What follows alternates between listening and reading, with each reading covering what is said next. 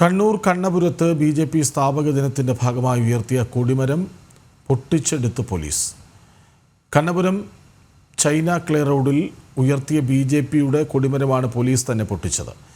പ്രാദേശിക ബി.ജെ.പി. നേതാക്കളെ അറിയിക്കാതെയാണ് പോലീസിന്റെ ഈ നടപടി. അതേസമയം മാസങ്ങൾ കഴിഞ്ഞിട്ടും CPM സമ്മേളനങ്ങൾക്കായി സ്ഥാപിച്ച ബോർഡുകൾ പോലീസ് നീക്കിയിട്ടുമില്ല. ഈ ഭാഗത്ത് മാത്രമൊന്നല്ല, ഈ ഭാഗത്ത് അതേ കല്യാശ്ശേരി ഈ മൂല മാത്രമേ ഉള്ളൂ സാർ പ്രശ്നം.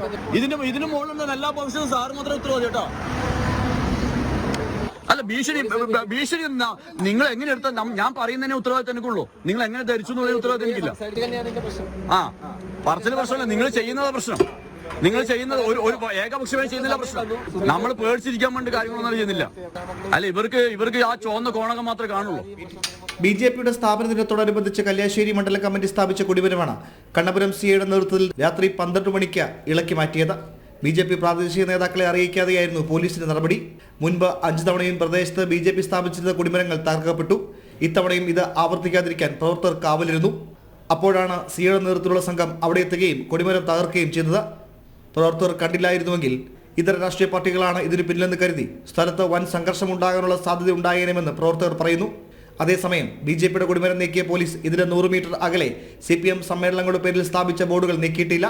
അതും സമ്മേളനങ്ങൾ കഴിഞ്ഞ മാസങ്ങളായിട്ടും. പോലീസിന്റെ പ്രവൃത്തിക്കെതിരെ ഉന്നത ഉദ്യോഗസ്ഥർക്ക് പരാതി നൽകാനാണ് ബി.ജെ.പി. നേതൃത്വത്തിന്റെ തീരുമാനം. ജനം, കണ്ണൂർ.